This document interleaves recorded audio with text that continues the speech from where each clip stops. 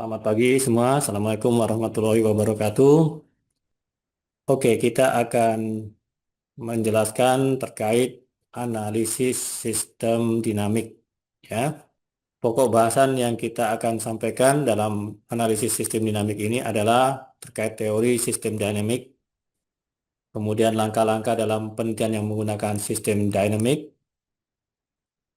berpikir linear versus berpikir sistem, dasar-dasar causal loop diagram, dasar-dasar stock flow diagram, metodologi penelitian sistem dinamis atau dynamic, kemudian praktek pembuatan model dynamics menggunakan power sim dan fansim. Teori sistem dinamik ini oleh John Sterman dalam bukunya Business Dynamics bahwa System Thinking and Modeling for Complex Work, sistem dinamik ini dijelaskan sebagai suatu perspektif yang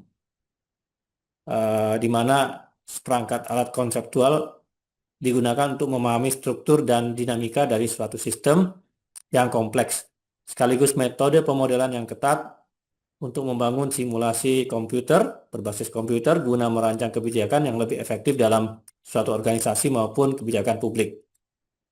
Nah, tentunya pendekatan ini membantu memahami bagaimana suatu struktur dalam suatu sistem, feedbacknya, dan delay atau keterlambatan yang mempengaruhi perilaku sistem dari waktu ke waktu.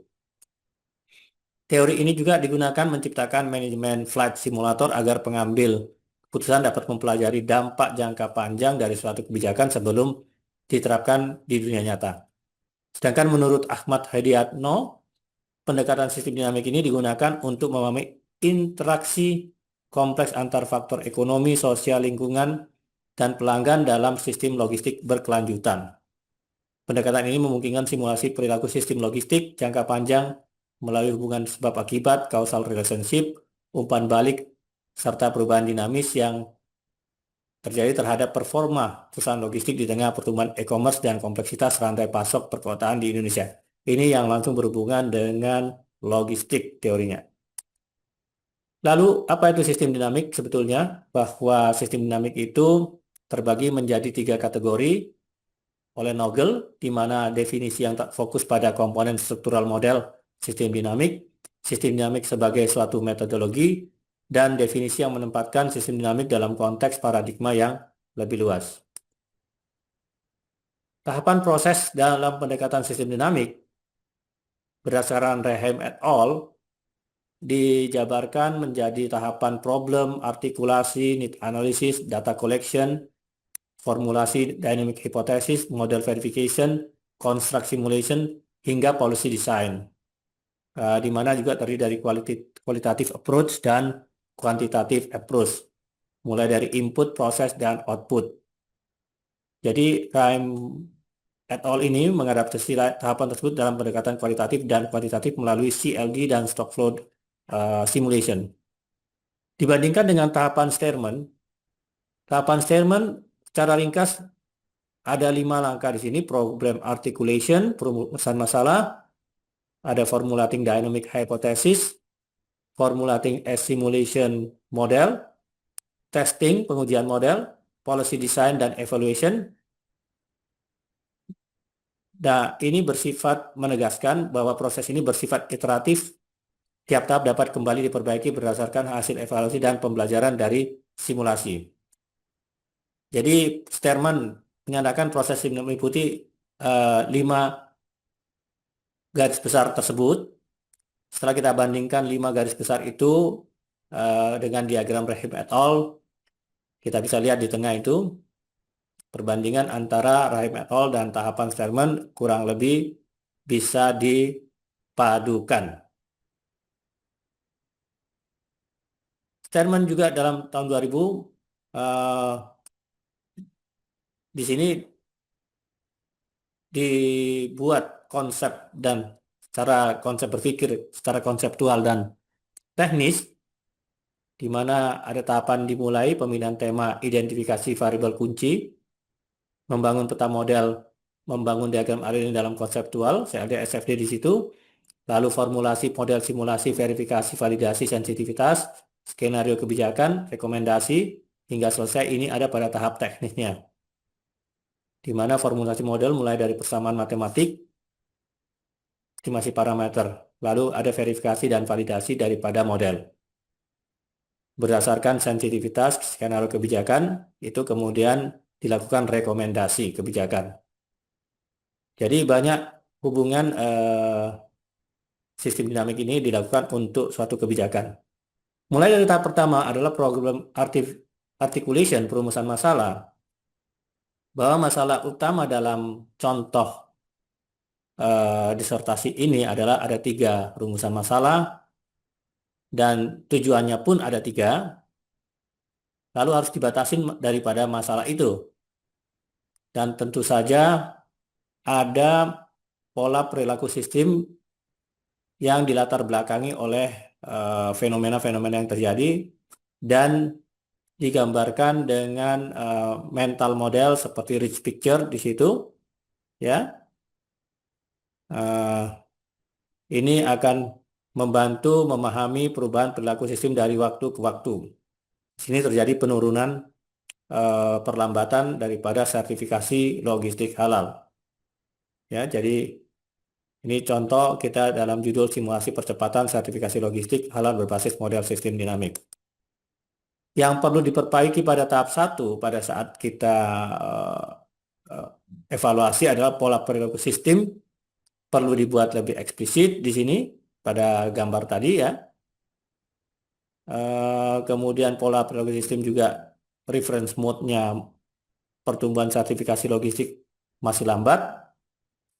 Target mandatori belum diikuti percepatan signifikan, terjadi gap antara kebutuhan. Ini akan lebih akademis kalau dijelaskan seperti ini. Jadi ada pengkoreksian mungkin pola perilaku, kemudian dynamic problemnya.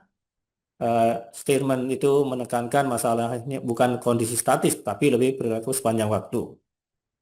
Jadi kalimat yang tepat adalah permasalahan utama bukan hanya rendahnya jumlah sertifikasi, tetapi lambatnya laju pertumbuhan sertifikasi logistik halal dari tahun ke tahun meskipun regulasi mandatori halal telah diterapkan.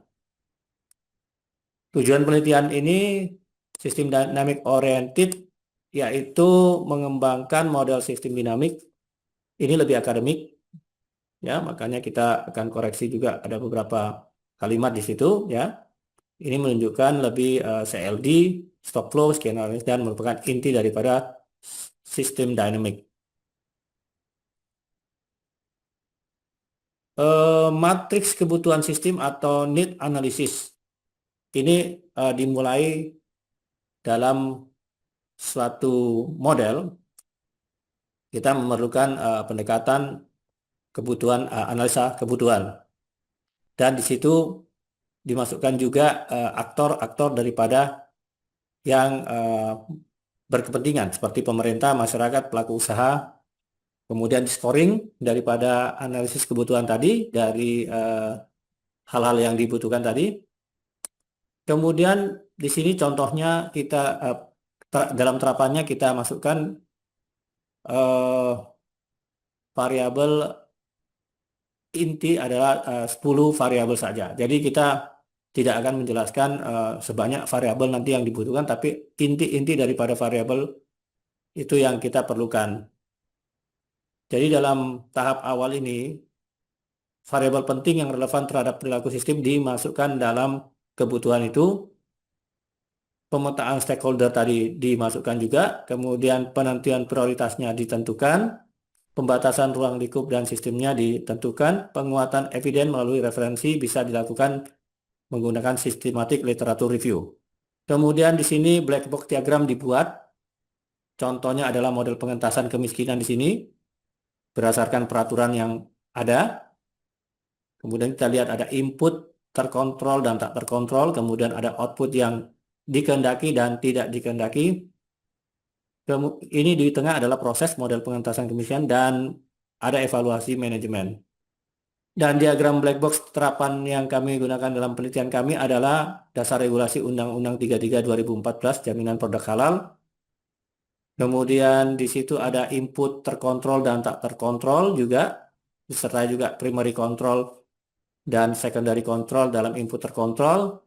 ada proses model percepatan sertifikasi logistik halal terdiri dari 5 submodel di situ, mulai demand subsystem, certification, capacity, lead time, dan cost system, lalu keluar menjadi ke output yang dikehendaki dan output yang tidak dikehendaki, di mana keduanya pun harus dievaluasi kinerjanya atau performance evaluation di sini melalui service performance.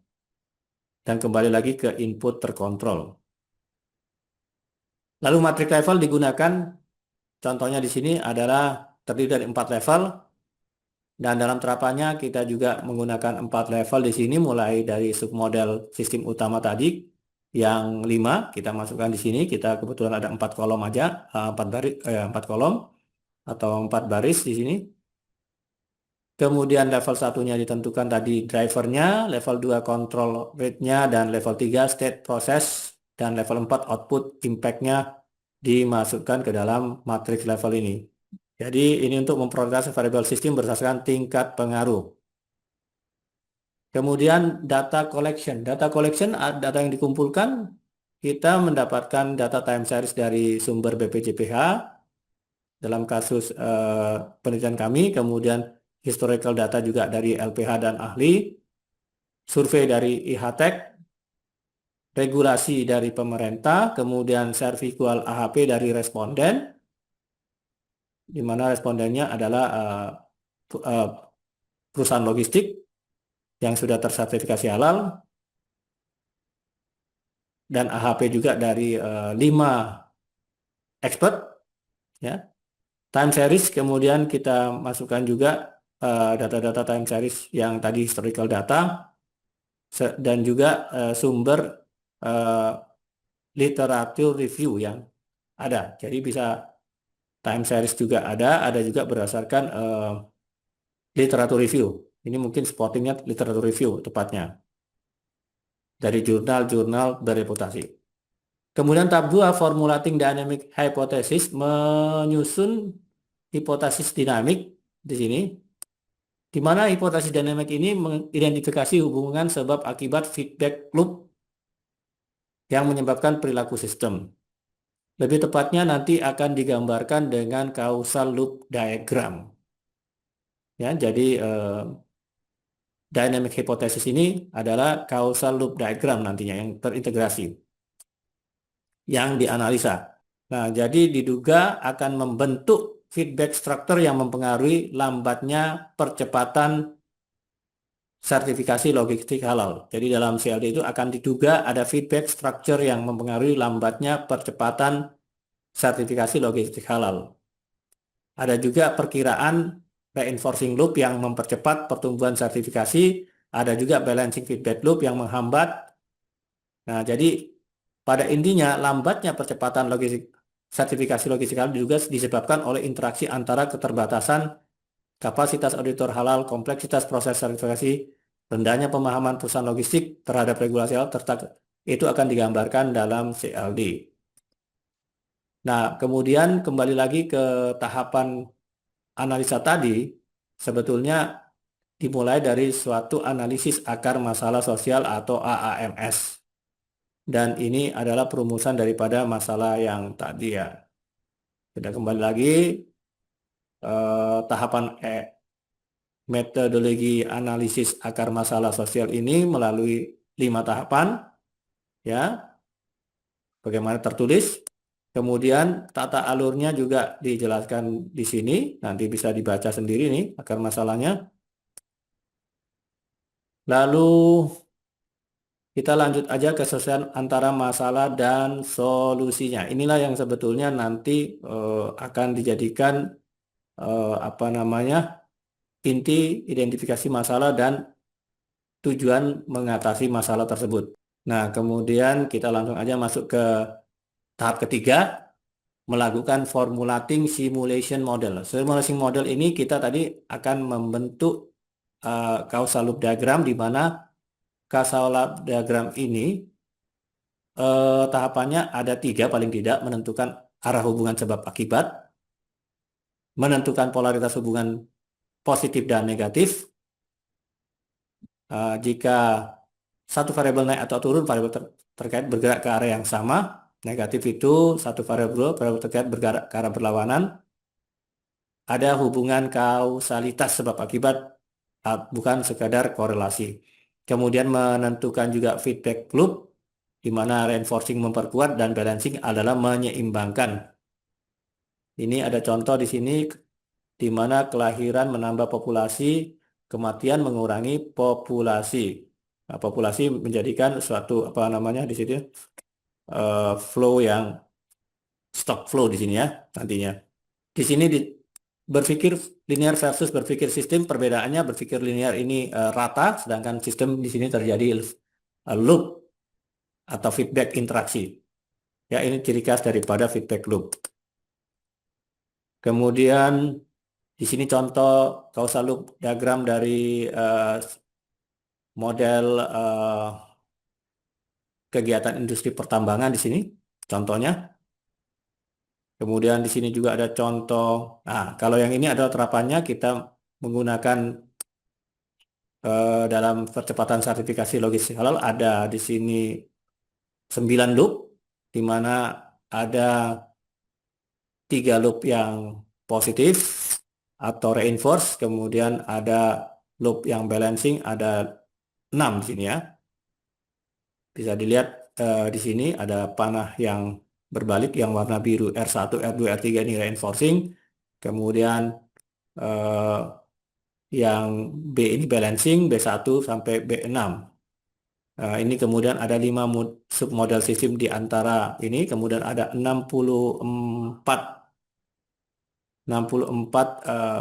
panah yang berhubungan yang menghubungkan variabel satu dengan yang lain. Ada kurang lebih ada 47 variabel di dalam causal loop diagram ini. Sedangkan pada tahap 3 dasar stock flow diagram dengan menggunakan ilustrasi pengisian air ke dalam gelas sampai penuh. Kita lihat. Nah, ini ada rate, level, dan konstan. Jadi ada nanti variabel konstan, variabel flow, dan variabel stock. Nah, di sini kita lihat ada 5 tahapan dalam stock flow diagram, yaitu dengan menentukan batas model ini, masa lalu, sekarang, dan masa depan. Kita gunakan dari tahun 2024 sampai 2029, tepatnya ya. Kemudian kita menyusun struktur model, membuat struktur sistem menggunakan stock flow diagram, menjelaskan perilaku sistem ini, merumuskan model hubungan antara stock, flow, dan variabel pendukung, eksogen dan endogen ya.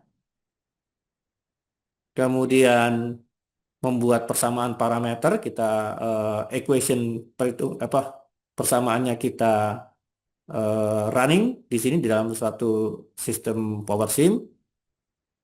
Ya, kemudian berdasarkan data-data yang sudah kita terima dari BPJPH, dan simulasi awal dilakukan untuk memeriksa konsistensi hasil, dilakukan running untuk simulasi awal.